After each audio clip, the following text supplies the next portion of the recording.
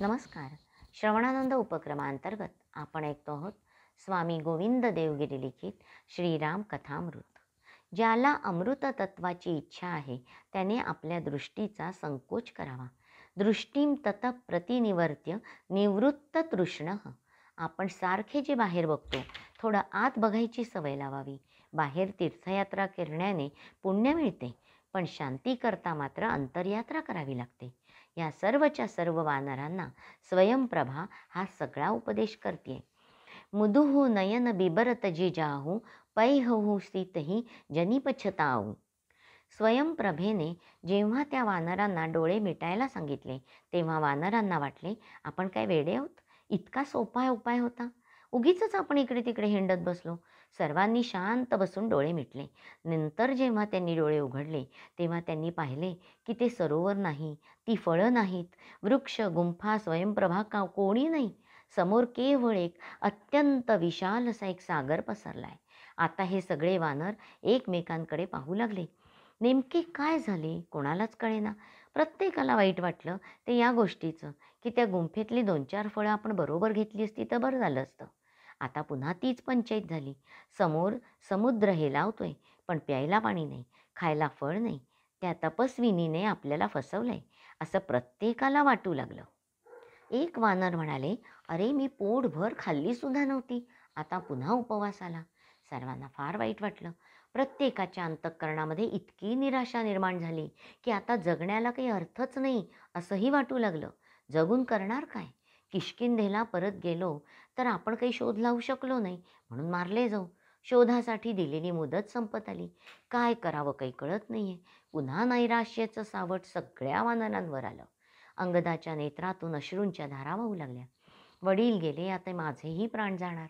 सगळे वानर एकमेकांना निरोप देऊ लागले.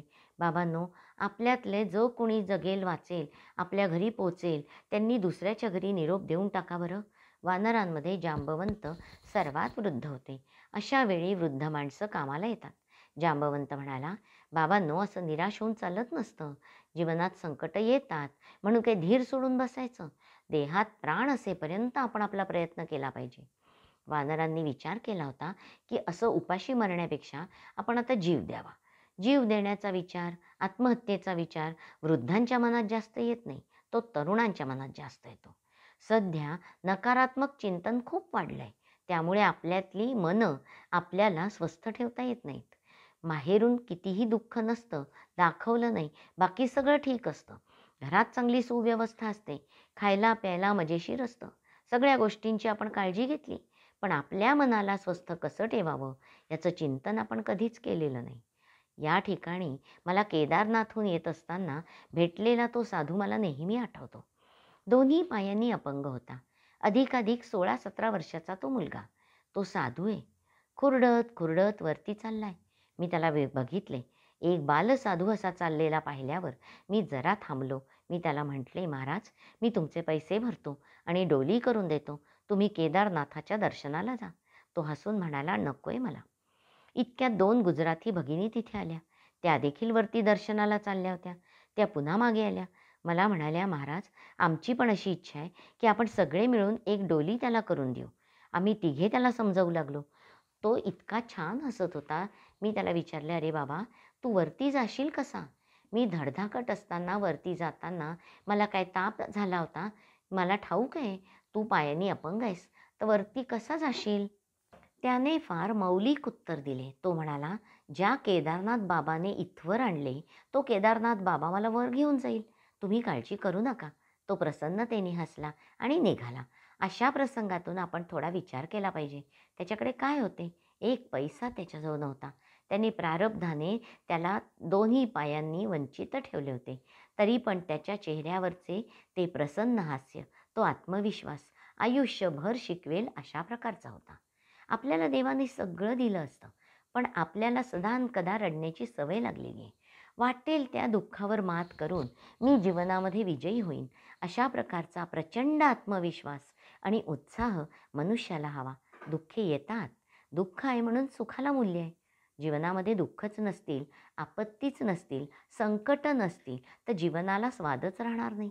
भगवंताला म्हणावे, तू मला फार दुःख देऊ नकोस असं नाही, पण देवा, दुःखाच्या सोबतीला थोडं धैर्य पण दे, विवेक दे. मग बघ मी कसा खेळतो ते. आपण आपल्या मुलाला खेळवतो, त्याला पडू देत नाही. मुलगा चालतो तेव्हा आईवडिलांना बरं वाटतं. भगवंत अनेक वेळेला आपल्याला शिकवण्याकरता अनेक संकटं आपल्या जीवनात आणतो. त्यांना सामोरं जायला आपण शिकलं पाहिजे. जांबुवंतांनी वानरांना उपदेश केला, बाबांनो, हा जीव फार महत्त्वाचा आहे. असं फुकट मरण्याकरता नाही. कशाला आत्महत्या करता? जटायूचा भाऊ संपाती. इतक्यात वरतून एक आवाज आला, अरे ते मरतायत तर मरू दे. फार छान झालं वानरांनो, क्रमाक्रमाने तरी मरा, म्हणजे मला भरपूर दिवस खायला मिळेल. इतके दिवस मला उपास घडलाय, आता मला पारणं करता येईल. सगळे वानर वर पाहू लागले भेदरून. तेव्हा एक वरती गिधाडासारखं धूड बसलेलं दिसलं.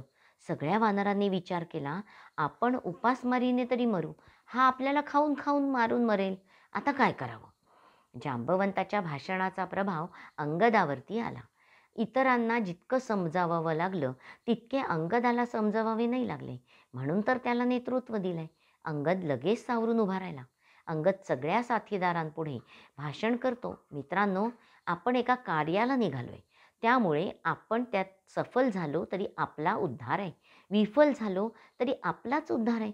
साफल्य हे केवळ जीवनमूल्य नाही. अंगदाने बोलता बोलता जटायूचं उदाहरण दिलं.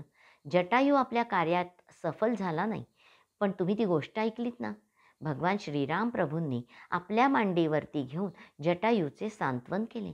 त्याचे प्राणोत्क्रमण भगवंतांच्या मांडीवरती झाले. अंत्येष्टिक्रिया भगवंतांनी केली. तो दिव्य गतीला पोचला. महान कार्यात जो पडतो तो कधीच अपयशी होत नसतो. इतिहासात अनेक प्रसंग आहेत. They never fail who fall in great cause. म्हणून जीवनात स्वतःला कुठल्या तरी महान कार्यात जोडून घ्या. महान कार्यात आलेले अपयश ते देखील आपल्या जीवनाचं सोनं करेल. अंगद धीरोदात्तपणे बोलत होता. त्याचं भाषण चालू असताना वरून जो प्राणी बोलला त्याचा स्वर बदलला. तो म्हणाला, अरे तुम्ही लोक कोण आहात? माझ्या भावाबद्दल काहीतरी माहिती आहे असं दिसतंय. मला खाली येता येत नाही, म्हणून मी तुम्हाला वर बोलावतोय. तुम्हाला त्या जटायूबद्दल काही माहिती आहे का? कारण मी जटायूचा मोठा भाऊ. माझं नाव संपाती. मी तुम्हाला मदत करेन. मी तुम्हाला खाणार नाही.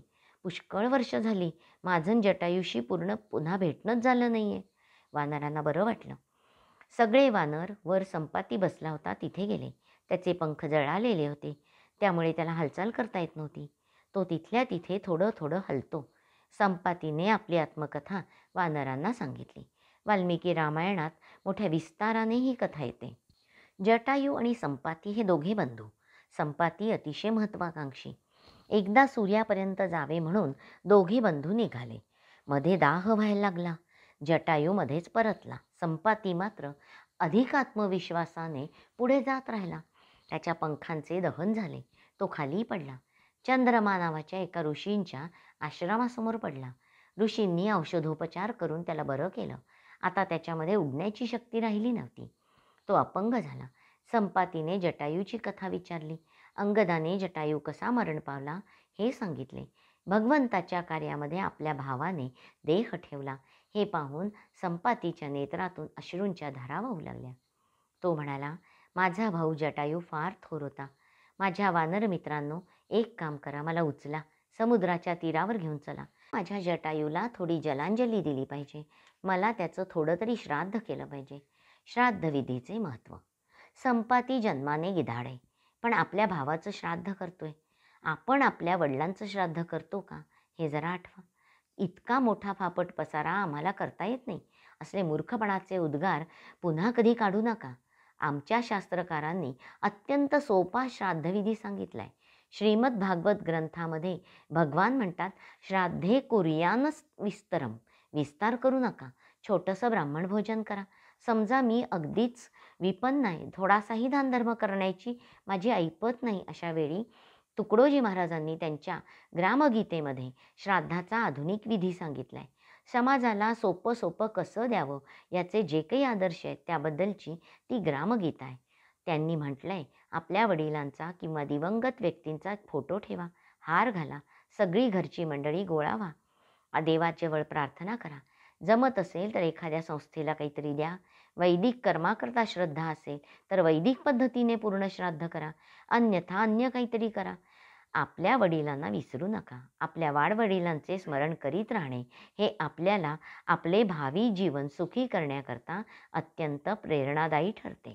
आपण जेव्हा आपल्या वडिलांना, आजोबांना स्मरण करून प्रणाम करताना मुलांना दिसतो, तेव्हा मुलांच्या पण लक्षात येतं की असं करायचं असतं.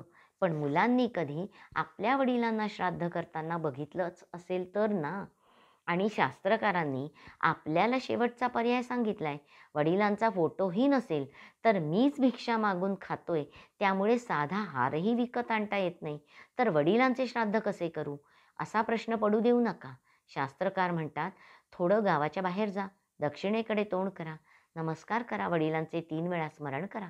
त्यांना सांगा, बाबा आज तुमचं श्राद्ध करायला हवं होतं, पण मला करता येत नाहीये, म्हणून मी प्रणाम करतो. एवढे केले की झालं श्राद्ध. शास्त्रकारांनी यापेक्षा आणखीन सोपं करून किती सांगावं.